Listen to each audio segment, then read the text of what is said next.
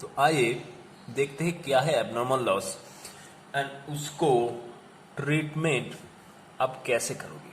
ठीक है, मैंने ऑलरेडी बोल चुका है पूरा कंसाइनमेंट चैप्टर जो है वो थोड़ा डिफिकल्ट है as compared to other chapters and इस पे कंसेप्चुअल चीज़ें भी बहुत ज़्यादा है। तो स्टेप बाय स्टेप बहुत पहले से बेसिक चीज़ से अगर आप नहीं समझते हो तो ये दिक्कत हो जाएगा। एंड जो लोग ये सम्स रट के करना चाहते हैं या फिर एकदम पहले से ही सम्स कर देना चाहते हैं उसके लिए भी थोड़ा प्रॉब्लमेटिक होगा।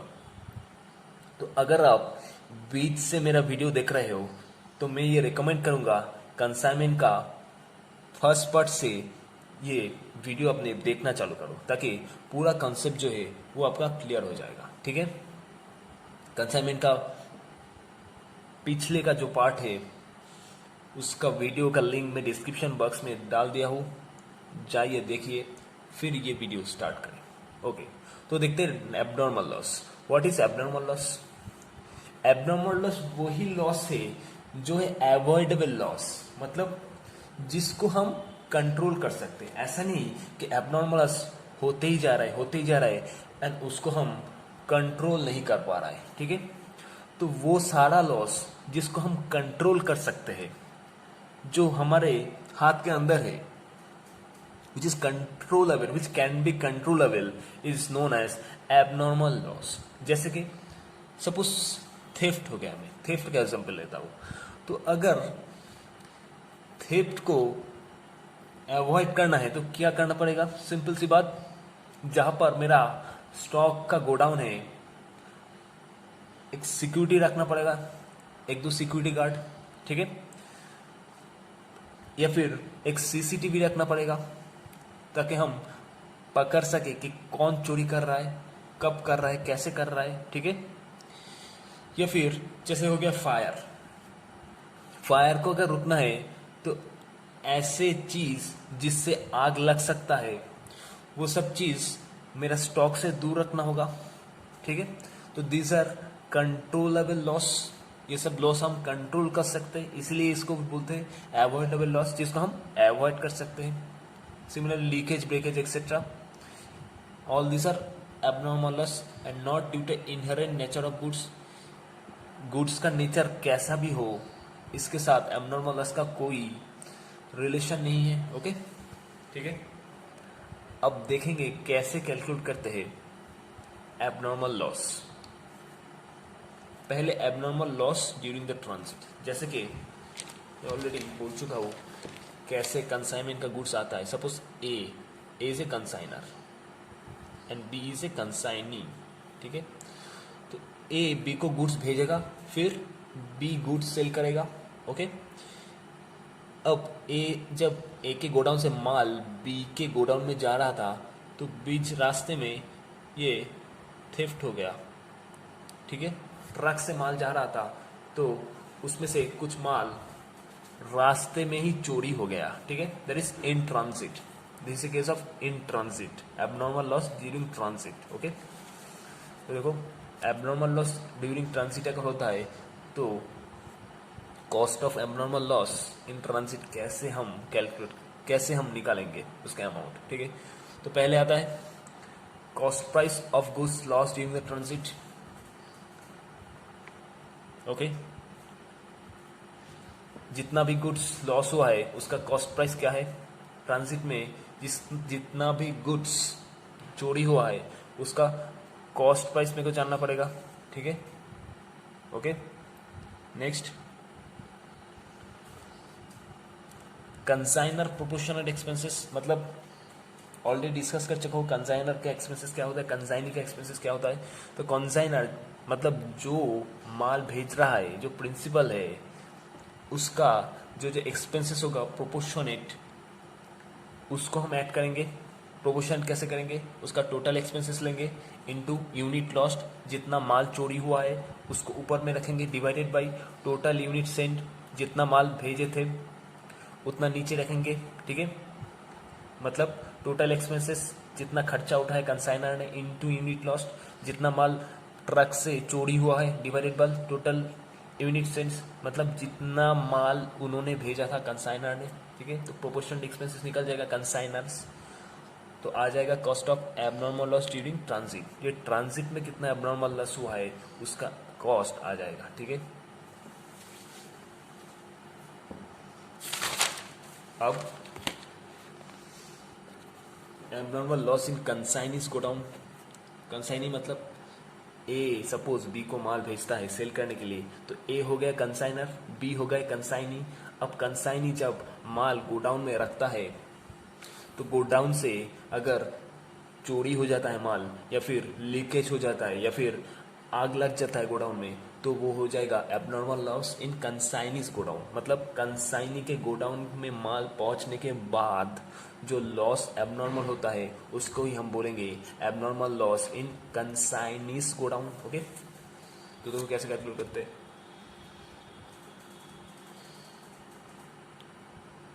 Number 1, cost price of goods loss in consignee's godown. Consignee के गोडाउन में जो गुड्स लॉस हुआ है उसका कॉस्ट क्या है। जितना भी गुड्स सपोज आग लग गया या फिर थेफ्ट हो गया, उसका कॉस्ट प्राइस निकालेंगे। Okay, next consignors proportional expenses, मतलब ए अगर बी को माल भेजता है, जो माल भेजता है वो है कंसाइनर, उसने कितना प्रोपोर्शनल खर्चा उठाया है, जो माल लॉस हुआ है ड्यू टू थेफ्ट और ड्यू टू फायर, उसका प्रोपोर्शनल कॉस्ट निकालेंगे। That is consignors total expenses into unit lost, जितना चोरी हुआ है या फिर आग लग गया है या फिर लीकेज हुआ है, डिवाइडेड बाय टोटल यूनिट से जितना माल कंसाइनर दैट इज ए भी को भेजा है, डिवाइड कर देंगे नीचे, ठीक है। At consignee's proportionate non recurring expenses. Non recurring expenses क्या होता है ऑलरेडी मैं बोल चुका हूँ, जो एक्सपेंसेस वन टाइम है, बार बार जिस वो इनकर नहीं होता है जो, ठीक है, one time expenses are non recurring expenses. तो कंसाइनी का जो नॉन रिकरिंग एक्सपेंसेस है वो हम करेंगे एट प्रोपोर्शनल एक्सपेंसेस निकालेंगे। Consignee's total non recurring expenses, consignee का जो टोटल नॉन रिकरिंग एक्सपेंसेस है इंटू यूनिट लॉस्ट, जितना माल चोरी हुआ है या फिर फायर हुआ है या फिर लीकेज हुआ है जो भी हो, divided by total units receive by consignee. मतलब कंसाइनर से कंसाइनी ने जो टोटल यूनिट रिसीव किया है उसका प्रोपोर्शनल एक्सपेंसेस निकालेंगे। तो जोड़ जाड़ के जो आएगा वो होगा cost of abnormal loss in consignee's godown, consignee के गोडाउन में, ठीक है। ओके, तो अब देखो नोट में क्या बोला है। Abnormal loss is not treated as part of cost. इसको हम कॉस्ट के पार्ट में ट्रीट नहीं करेंगे, ठीक है।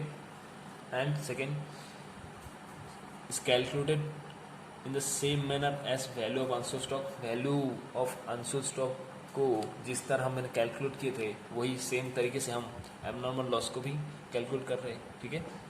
अब इसका जानने देखते हैं एक बार। Profit and loss account debit, that is irrecoverable loss. Insurance company account debit to consignment account. इसको हम एग्जाम्पल के समझते हैं। सपोज मेरा लॉस हुआ है 10 लाख का, ठीक है, एबनॉर्मल लॉस हुआ है 10 लाख का। अब इंश्योरेंस कंपनी जो है वो दे रहा है सिर्फ 6 लाख, ठीक है। ओके, तो पीएल में कितना करेंगे debit 4 lakh, that is irrecoverable loss. PL account debit irrecoverable loss 4 lakh. जो लॉस मेरे को रिकवर होगा ही नहीं वो होगा irrecoverable loss, that is 4 lakh. और इंश्योरेंस कंपनी को कितना डेबिट करेंगे 6 लाख।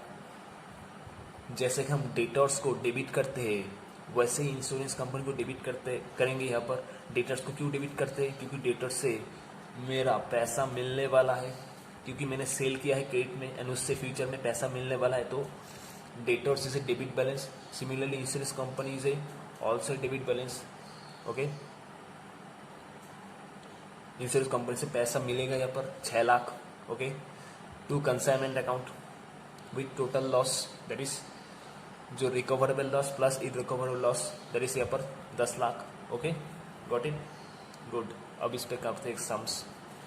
देखो, mister Arman provides the following information. Goods send to agent mister Anuj 15,000 units, कितना करके 20 per unit. Mister Arman's forward and insurance expenses equals to 50,000। मतलब कौन, कंसाइनर्स एक्सपेंसेस इज 50,000, ठीक है। Agent took delivery and brought the goods to his godown after incurring expenses of 2 per unit. Agent ने consignor that is mister Arman ने जो goods भेजा था उसको गोडाउन में ले आया, ठीक है, कितने खर्चा करके, 2 रुपये पर यूनिट, ठीक है। अब देखो गुड्स डिस्ट्रॉय हो गया फायर से, कितना, 300 unit, okay. And insurance company ने कितना लॉस एडमिट किया, 75% ऑफ लॉस। जितना भी गुड्स आया था गोडाउन में, यानी कि 15,000 गुड्स आया था गोडाउन में एजेंट के, कंसाइनर ने 15,000 भेजा था। अब एजेंट के गोडाउन में कितना आया था, वही 15,000 आया था, ओके। अब डिस्ट्रॉय हो गया गुड्स एजेंट के गोडाउन में डिस्ट्रॉय हो गया, कितना, 300 यूनिट्स। एंड 300 यूनिट्स में जो लॉस हुआ है उसका सिर्फ 75% इंश्योरेंस कंपनी ने एडमिट किया है, बाकी 25% मतलब irrecoverable loss, that is debit होगा पीएल अकाउंट में, okay. Goods sold by agent 13,500 units at the rate 32 per unit. इसका मतलब क्या, 15,000 यूनिट्स कंसाइनर ने भेजा था, उसमें से कितना फायर हो गया, उसमें से डिस्ट्रॉय हो गया फायर में से 300, ओके। तो 14,700 बचा हुआ है, उसमें से एजेंट ने सोल्ड किया हुआ है सिर्फ 13,500 माइनस 13,500, तो बचा हुआ है 1,200 unit, okay. That is closing stock. तो बोला है calculate the amount of closing stock and net loss incurred. तो आइए कैलकुलेट करते हैं।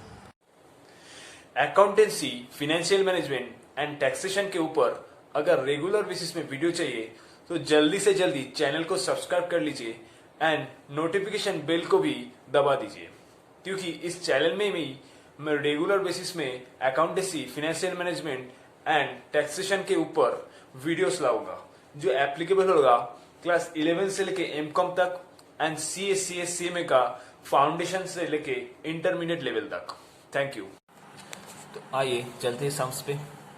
फॉर्मेट मैंने ड्रॉ कर लिया है, calculation of abnormal loss and unsold stock, okay. तो पहले गुड्स एंड जितना गुड्स कंसाइनर ने कंसाइनी को भेजा था उसका यूनिट्स एंड अमाउंट लिख देंगे, 15,000 at the rate 20 per unit. तो 15,000 भेजा था 20 करके तो 3 लाख होता है, ठीक है।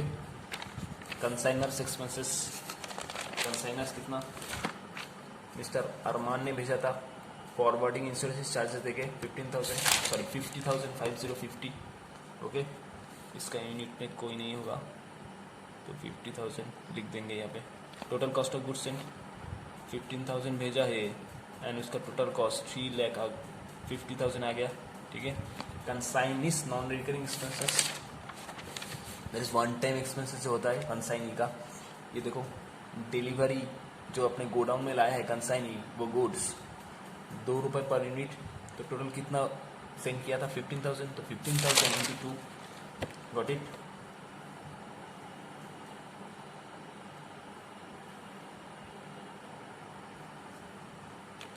$15,000 into 2,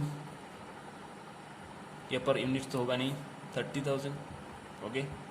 cost of goods receive by consignee, consignee ने जो गुड्स रिसीव किया है उसका टोटल कॉस्ट कितना आ रहा है, 15,000 यूनिट से होगा तो 3,80,000, सॉरी 5 आती है, 3,80,000। अब cost of goods destroy in consignee's godown, consignee के गोडाउन में जो गुड्स डिस्ट्रॉय हुआ है उसका कॉस्ट क्या है, पहले देखो कितना गुड्स डिस्ट्रॉय हुआ है, 300 goods fully destroyed by fire, okay. तो अगर 15,000 का 3,80,000 होता है तो 300 का यूनिटरी मेथड में डिवाइडेड बाई 15,000 इंटू 300 लिख देंगे, ठीक है। यहाँ से भी लेस कर देंगे 300 यूनिट, क्योंकि 300 यूनिट मेरा लॉस हुआ है तो 3,80,000 divided by 15,000 into 300 7599 equals to 8000 approximately. Okay, got it.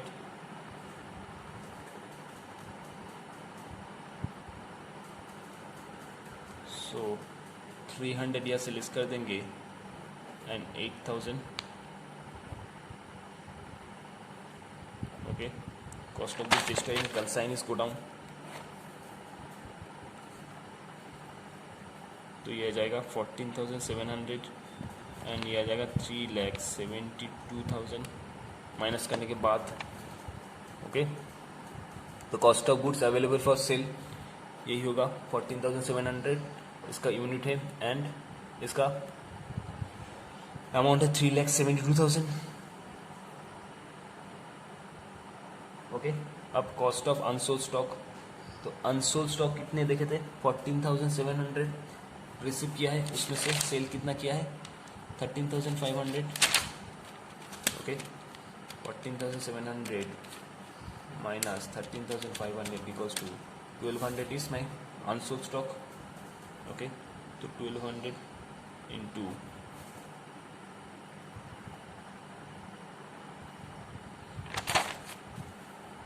3,72,000 divided by 14,700 unitary method. 14,700 का कॉस्ट 3,72,000 होता है, तो 1,200 जो अनसोल्ड स्टॉक मेरा पड़ा हुआ है उसका कॉस्ट क्या होगा. Simple,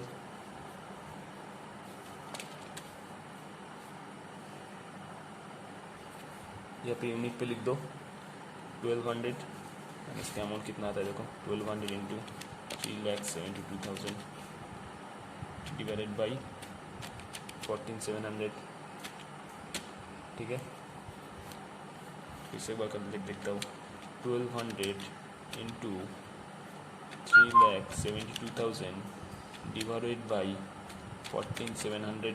okay, that is 30,367 30,367 30,367. Got it. Good, हो गया मेरा कॉस्ट ऑफ अनसोल्ड स्टॉक. अब क्या बोला है नेट लॉस, कितना नेट लॉस इनकर किया हुआ है. तो नेट लॉस जितना टोटल लॉस हुआ है दैट इज 8,000. ठीक है, उसके साथ लेस कर देंगे जितना इंश्योरेंस से मिला है. ओके, तो net loss equals to cost of goods destroyed by fire, मतलब माइनस इंश्योरेंस क्लेम. ठीक है,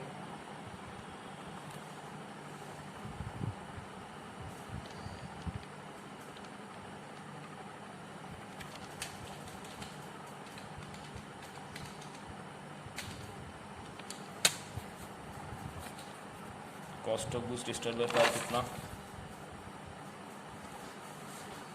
तो देखो आया है मेरा 8,000. ओके, 8,000 और इंश्योरेंस कितना 75% एडमिट किया है, तो 8,000 का 75% कितना होता है 8,000 into 75% that is 6,000 equals to 2,000 मेरा नेट लॉस जो पीएल में डेबिट हो जाएगा. ठीक है, गॉट इट. तो ये हो गया मेरा एबनॉर्मल लॉस का कैलकुलेशन. तो आइए अब देखते हैं क्या है नॉर्मल लॉस. तो एबनॉर्मल लॉस का उल्टा होगा normal loss. Abnormal loss was avoidable loss, लेकिन नॉर्मल लॉस जो होता है वो है अनअवॉइडेबल लॉस. ओके, क्योंकि inherent feature of goods, suppose कुछ गुड्स ऐसा मैंने गोडाउन में रखा हुआ है जो इवापोरेट हो जाएगा. ठीक है, जो स्पॉइलेज हो जाएगा, तो वो मेरा कंट्रोल के बाहर है. I can't control that. तो गुड्स का नेचर ही कुछ ऐसा है कि which is unavoidable, which is uncontrollable. So this is normal loss, जो नॉर्मली होता है. ठीक है, तुम उसको रोक नहीं सकते। तो normal loss is treated as a part of cost by inflating cost per unit. Okay, and no separate journality is passed. जैसे abnormal loss के लिए हमने देखे थे अलग से journality पास करते हैं, इनके सब नॉर्मल लॉस अलग से कोई journality पास नहीं करते हम लोग। ठीक है, तो एक सम्स देखते हैं। Goods sent by Tanu to Manu to 20,000 at 20 per unit, there is consignor consignee को भेजता है 20,000 20 करके, consignor's expenses 50,000, okay, and consignee's expenses 1 per unit. तो कितना गुड्स सेल करता है मानो 19,500, ओके। अब नॉर्मल लॉस कितना होता है एजेंट के गोडाउन में 150 unit. Calculate the amount of closing stock, simple.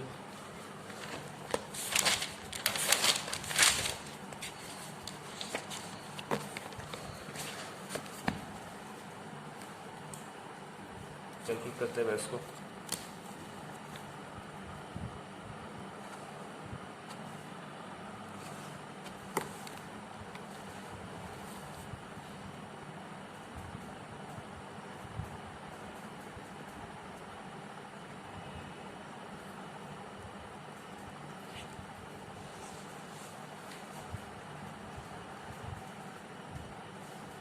तो पहले फॉर्मेट तैयार कर लेते हैं।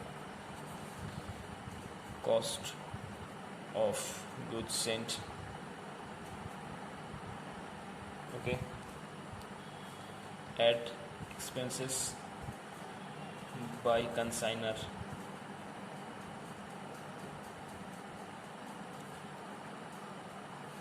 तो आ जाएगा total cost of goods Saint.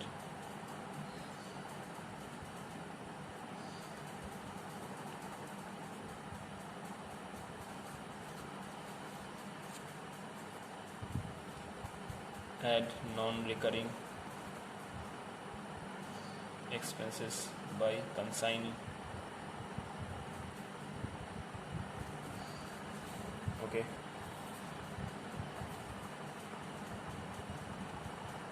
तो आ जाएगा cost of goods received by consignee,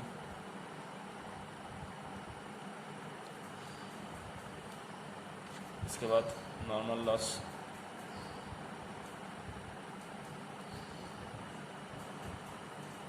less करेंगे तो कॉस्ट ऑफ गुड्स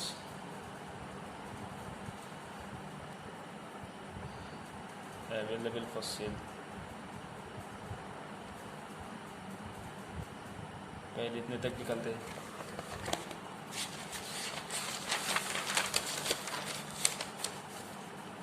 तो कितना गुड्स भेजा रहा है 20,000 20 करके, 20,000 20 करके, यानी कि 4 लाख। एक्सपेंसेस है कंसाइनर 50,000,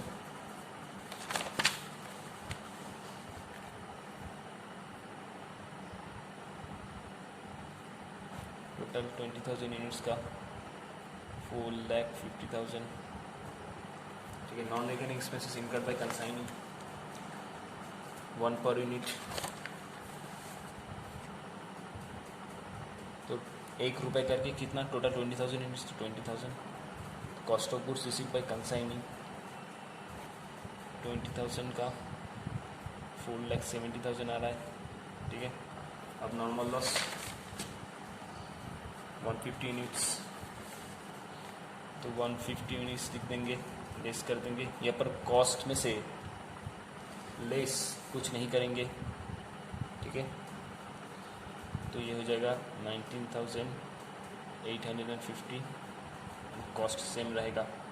ठीक है, तो अब एक बात ध्यान से देखो, यहाँ पर क्या बोला है नोट में, normal loss is treated as a part of cost by inflating cost per unit, मतलब कॉस्ट पर यूनिट को ये बढ़ा देता है। तो देखो यहाँ पर कॉस्ट पर यूनिट कितना था 20,000 का 4,70,000, तो 4,70,000 डिवाइडेड बाई 20,000, सो 23.5 था पहले, अब नॉर्मल लॉस के बाद देखो कॉस्ट क्या हो जाता है per unit. 4,70,000 divided by 19,850 equals to 23.67, ठीक है। इंक्रीज होके हो जाता है 23.67, गॉट इट। तो कॉस्ट पर यूनिट क्या हो जाता है, इंक्रीज हो जाता है नॉर्मल लॉस के लिए, ओके।